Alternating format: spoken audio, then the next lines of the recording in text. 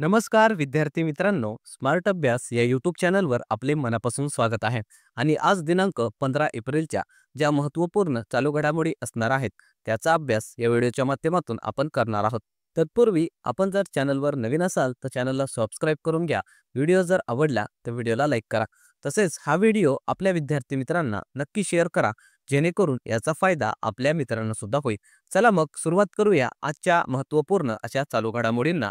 पहिला आणि अत्यंत महत्त्वाचा असा प्रश्न असणार आहे की नुकतेच भारताच्या राष्ट्रपती द्रौपदी मुर्मू यांना कोणत्या देशाच्या विद्यापीठाने डॉक्टरेट पदवी देऊन सन्मानित केले आहे. ऑप्शन्स या ठिकाणी देण्यात आले आहेत.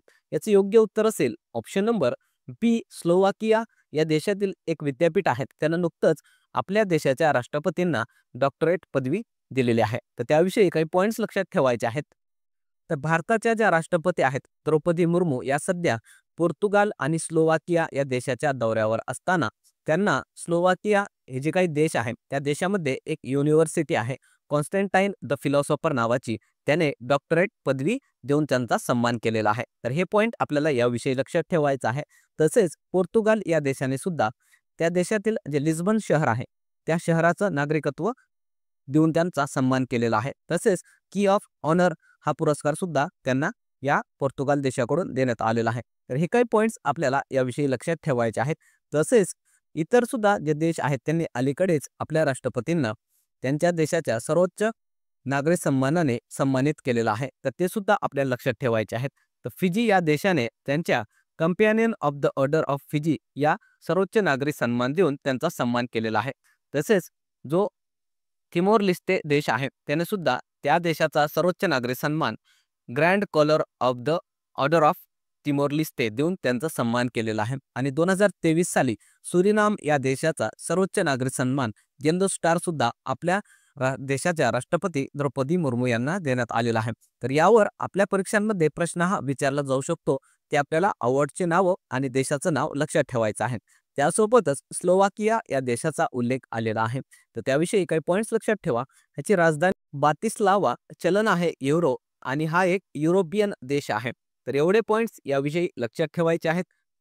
त्यानंतरचा प्रश्न असेल, नुकतेच प्रकाशित ट्रेंड्स इन मॅटर्नल मॉर्टॅलिटी 2000 ते 2023 या रिपोर्टनुसार भारताचा माता मृत्यू दरामध्ये जगात कितवा क्रमांक आहे. ऑप्शन्स या ठिकाणी देण्यात आले आहेत. याचं योग्य उत्तर असेल ऑप्शन नंबर बी, दुसरा. त्याविषयी काही पॉईंट्स लक्षात ठेवायचे आहेत. तर नुकतंच जे युनायटेड नेशन्स आहे त्याची एक रिपोर्ट आलेली आहे. त्या रिपोर्टचं नाव असणार आहे trends in maternal mortality 2000 to 2023. त्यानुसार भारताचा माता मृत्यू दरामध्ये जगात दुसरा क्रमांक सांगण्यात आलेला आहे. तर अत्यंत वाईट अवस्था भारताची माता मृत्यू दरामध्ये या युएनच्या रिपोर्टमध्ये सांगण्यात आलेले आहे. तर हा प्रश्न आपल्यासाठी अत्यंत महत्त्वाचा होतो. अशा प्रकारच्या प्रश्नांवर आपल्या परीक्षांमध्ये प्रश्न हा विचारला जातो. तर या रिपोर्टनुसार टॉपवर देश राहिलेला आहे नायजेरिया देशामध्ये सर्वाधिक माता मृत्यूदर हे पाहायला मिळालेला आहे. आणि दुसऱ्या क्रमांकावर आपला भारत देश आहे. भारतामध्ये प्रतिदिन 52 मृत्यूदर हे पाहायला मिळतात. आणि 2023 या एका वर्षामध्ये भारतामध्ये माता मृत्यूदर 19,000 एवढं पाहायला मिळालेलं आहे. तर हे सुद्धा आपल्याला लक्षात ठेवायचे आहेत पॉईंट्स. आणि हे जे माता मृत्यूदर आहे त्याची गणना कशी केली जाते, तर गर्भधारणेदरम्यान किंवा प्रसूती दरम्यान किंवा 42 दिवसांच्या आत जर एखाद्या मातेचा मृत्यू झालेला असेल, प्रत्येकी 1,00,000 जे काही जिवंत भ्रूण आहेत किंवा जन्म दिलेले आहेत त्यांच्या तुलनेत किती मातांचा मृत्यू झालेला आहे त्याद्वारे माता मृत्यूदर हे काढलं जात असतं. तर एवढं आपल्याला याविषयी लक्षात ठेवायचं आहे. तसेच भारतामधील माता मृत्यूदर किती आहे तर त्याचा आकडा 2017 ते 19 दरम्यानचा सांगण्यात आलेला आहे 103. आणि महाराष्ट्रातलं मृत्यूदर हे 33 असं सांगण्यात आलेलं आहे. तर हे अत्यंत महत्त्वाचे पॉईंट्स आपल्याला लक्षात ठेवायचे आहेत. त्यानंतर पुढचा प्रश्न असेल, नुकतेच कुमुदिनी लाखिया यांचे निधन झाले, त्यांचा संबंध कोणत्या क्षेत्राशी होता. ऑप्शन्स या ठिकाणी देण्यात आले आहेत. याचं योग्य उत्तर असेल ऑप्शन नंबर ए, नृत्यकला क्षेत्राशी संबंधित या कुमुदिनी लाखिया होत्या. एक प्रसिद्ध अशा नृत्यांगना आणि यांचं नुकतंच निधन हे झालेलं आहे. तर त्याविषयी काही पॉईंट्स लक्षात ठेवायचे आहेत. तर या ज्या काही कुमुदिनी लाखिया आहेत त्या प्रसिद्ध कथ्थक नृत्यांगना होत्या. त्यांचा जन्म गुजरातमध्ये झाला होता आणि नुकतंच वयाच्या 94व्या वर्षी त्यांचं निधन हे झालेलं आहे. या अगोदर त्यांना कोणकोणते पुरस्कार देऊन सन्मानित करण्यात आलेला आहे ते सुद्धा लक्षात ठेवणं गरजेचं आहे, कारण अशा प्रकारे एखाद्या मोठ्या व्यक्तीचं जर निधन झालेलं असेल तर आपल्या परीक्षेमध्ये त्यांना कोणता पुरस्कार देण्यात आलेला होता यावर प्रश्न हा विचारण्यात येतो. तर पद्मश्री पुरस्कार त्यांना 1987 साली देण्यात आला होता. 2010 साली पद्मभूषण आणि 2024 साली नुकतंच पद्मविभूषण जे काही पुरस्कार आहेत ते देऊन त्यांचा सन्मान करण्यात आलेला होता. तसेच हे जे काही कथ्थक नृत्य आहे त्या संबंधित काही प्रमुख घराणे आहेत त्या घराण्यांवर सुद्धा आपल्या परीक्षेमध्ये प्रश्न विचारतात. ते घराणे लक्षात ठेवायचे आहेत. लखनौ घराणे असेल, जयपूर घराणं आणि बनारस घराणं हे कथ्थक नृत्याशी संबंधित असे महत्त्वाचे घराणे आहेत. त्यानंतर पुढचा प्रश्न बघण्या अगोदर व्हिडिओ जर आवडला तर व्हिडिओला लाईक करायचा आहे. चॅनलवर नवीन असाल तर चॅनलला सबस्क्राईब करून घ्यायचा आहे. तसेच हा व्हिडिओ आपल्या विद्यार्थी मित्रांना नक्की शेअर करा, जेणेकरून याचा फायदा आपल्या मित्रांना सुद्धा होईल. त्यानंतर पुढचा प्रश्न असेल की नुकतेच स्पेसएक्स या खासगी अंतराळ संस्थेकडून कोणते अंतराळ मिशन लॉन्च करण्यात आले आहे. ऑप्शन्स या ठिकाणी देण्यात आले आहेत. त्याचं योग्य उत्तर असेल ऑप्शन नंबर ए, फ्रेम 2 असं त्या मिशनचं नाव आहे, जे नुकतंच स्पेसएक्स या खासगी अंतराळ संस्थेनं लॉन्च केलेलं आहे. तर त्याविषयी काही पॉईंट्स लक्षात ठेवा. तर हे जे काही फ्रेम 2 आहे मिशन, ते स्पेसएक्स जे अंतराळ संस्था आहे, खासगी अंतराळ संस्था अमेरिकेची, त्याचं हे मिशन असणार आहे, जे नुकतंच लॉन्च करण्यात आलेलं आहे. याद्वारे पृथ्वीच्या ध्रुवीय कक्षांमध्ये एक मानवाला पाठवण्यात आलेला आहे आणि अशा प्रकारची जगातील पहिली मानवी अंतराळ मोहिमी ठरलेली आहे. यासाठी रॉकेट यूज करण्यात आलेला आहे फाल्कन 9. ह्या रॉकेटचं नाव सुद्धा आपल्याला लक्षात ठेवायचं आहे. तसेच हे जे स्पेसएक्स कंपनी आहे त्याविषयी लक्षात ठेवा की अमेरिकेतील एक खासगी अंतराळ संस्था आहे. याचे संस्थापक आहेत इलॉन मस्क. आणि तसेच जे स्पेसएक्स आहे त्याने अजून एक मोहीम लॉन्च केलेली आहे, पोलॅरिस डाऊन नावाची, ज्याद्वारे अंतराळामध्ये अंतराळवीर स्पेस वॉक करणार आहेत. त्यासोबतच इतर काही अंतराळासंबंधित इतर पॉईंट लक्षात ठेवायचे आहेत. तर भारत 2035 पर्यंत अंतराळामध्ये स्वतःचं स्थानक उभारणार आहे. राष्ट्रीय अंतराळ दिवस 23 ऑगस्टला साजरा केला जातो, कारण याच दिवशी चंद्रयान 3 जी मोहीम आहे भारताची ती यशस्वी झाली होती. त्याच दिवशी विक्रम लँडर चंद्रावर उतरण्यात आलेला होता. अंतराळामध्ये जाणारे पहिले अंतराळवीर युरी गागारिन, जे की रशिया या देशाचे होते. भारताचा पहिला उपग्रह आर्यभट्ट हा होता. अंतराळामध्ये जाणारे पहिले भारतीय राकेश शर्मा आणि अंतराळामध्ये जाणारी पहिली भारतीय वंशाची महिला कल्पना चावला. हे काही महत्त्वाचे पॉइंट्स आपल्याला लक्षात ठेवायचे आहेत. यावर सुद्धा परीक्षांमध्ये प्रश्न हे विचारण्यात येतात. त्यानंतरचा प्रश्न असेल, नवीनीकरणीय ऊर्जा उत्पादनात जगात भारताचा क्रमांक कितवा आहे. ऑप्शन्स या ठिकाणी देण्यात आले आहेत. याचे योग्य उत्तर असेल ऑप्शन नंबर डी, भारताचा नवीनीकरणीय ऊर्जा उत्पादनामध्ये 4था क्रमांक पाहायला मिळतो. त्याविषयी काही पॉइंट्स लक्षात ठेवायचे आहेत. तर नुकतंच 10 एप्रिलला केंद्रीय नवीनीकरणीय ऊर्जा मंत्रालय आहे त्याच्याकडून आकडेवारी प्रकाशित करण्यात आलेली आहे.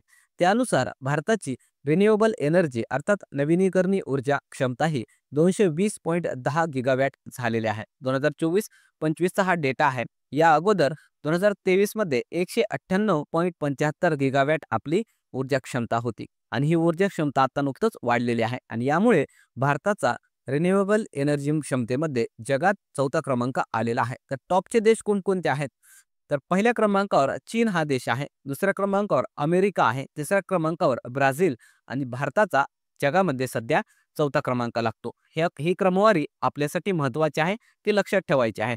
तसेच भारतानं एक लक्ष सुद्धा ठेवलेलं आहे 2030 पर्यंतचं. याद्वारे 500 गिगावॅट जे ऊर्जा आहे ती गैर जीवाश्म इंधन आधारित निर्मिती करणे किंवा निर्माण करणे. त्यासोबतच या संबंधित काही इतर पॉइंट्स लक्षात ठेवा. भारताचे पहिले सौर गाव आहे गुजरातमधील मोढेरा. महाराष्ट्रातील पहिले सौर गाव मन्याचीवाडी, जे की सातारा या जिल्ह्यामध्ये आहे. जगातील सर्वात मोठे तरंगणारे सौर प्रकल्प मध्य प्रदेशमधील ओंकारेश्वर या ठिकाणी उभारण्यात येणार आहे. प्रधानमंत्री कुसुम योजना आहे या सौर ऊर्जेशी संबंधित आणि भारतातील पहिली सोलार सायकल ट्रॅक बनणार आहे हैदराबाद या शहरामध्ये. त्यानंतर पुढचा प्रश्न असेल, महाराष्ट्रातील खुलताबाद शहराचे नाव बदलून काय ठेवण्यात येणार आहे. ऑप्शन्स या ठिकाणी देण्यात आले आहेत. याचे योग्य उत्तर असेल ऑप्शन नंबर सी, रत्नपूर असं खुलताबाद या शहराचं नाव बदलून ठेवण्यात येणार असल्याची घोषणा नुकतंच करण्यात आलेली आहे. तर त्याविषयी काही पॉइंट्स लक्षात ठेवायचे आहेत. हा जो काही खुलताबाद शहर आहे ते छत्रपती संभाजीनगर या जिल्ह्यामधील एक शहर आहे. त्याचं नाव बदलून रत्नपूर ठेवणार असल्याची घोषणा राज्य सरकारकडून करण्यात आलेली आहे. आणि या शहराचं महत्त्व म्हणजे याच ठिकाणी जो मुघल सम्राट होता औरंगजेब याची कबर सुद्धा आहे. तसेच आपल्याला इतर काही महाराष्ट्रामधील जे शहर आहेत त्यांच्या नावांमध्ये बदल करण्यात आलेले आहेत. तर ते नावं लक्षात ठेवायचे आहेत. अगोदर जे औरंगाबाद होतं त्याचं नाव बदलून छत्रपती संभाजीनगर असं करण्यात आलेलं आहे. उस्मानाबाद शहराचं नाव बदलून धाराशिव करण्यात आलेलं आहे आणि अहमदनगर याचं नाव बदलून अहिल्यानगर असं करण्यात आलेलं आहे. तसेच आता छत्रपती संभाजीनगरचा उल्लेख आलेला आहे. तर त्याविषयी काही पॉइंट्स लक्षात ठेवा. याच ठिकाणी जगप्रसिद्ध बेबिका मकबरा आहे, ज्याला दक्षिणेचा ताजमहाल म्हणून सुद्धा ओळखलं जातं.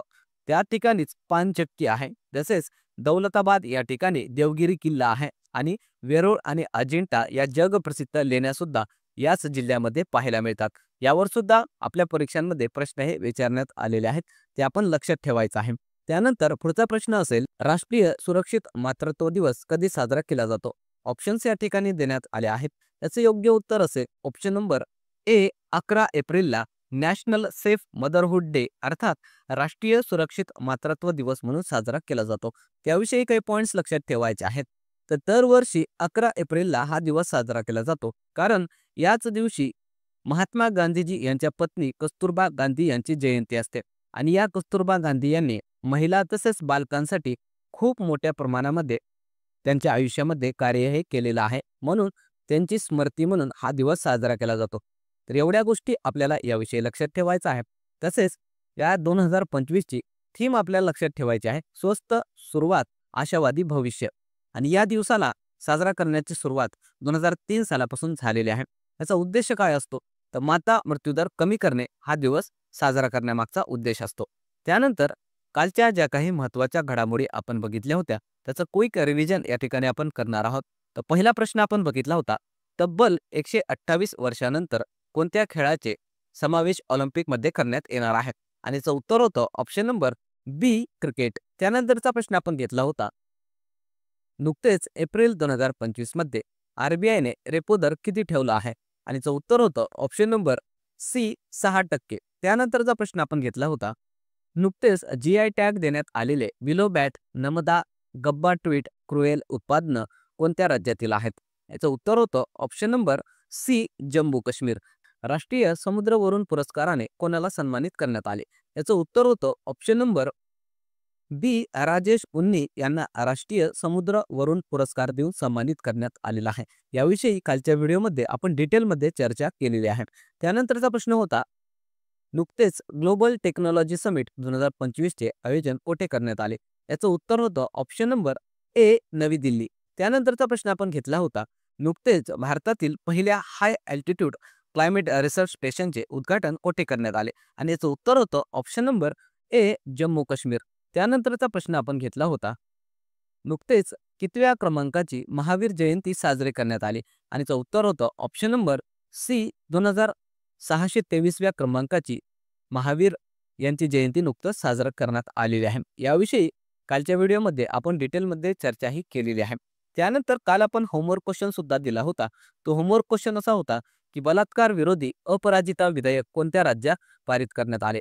याचं उत्तर हे बऱ्याचशा विद्यार्थ्यांनी कमेंट बॉक्समध्ये दिलेलं आहे. त्याचं मनापासून अभिनंदन. ज्यांना याचं उत्तर माहिती नाही त्याच्यासाठी उत्तर आपण सांगणार आहोत.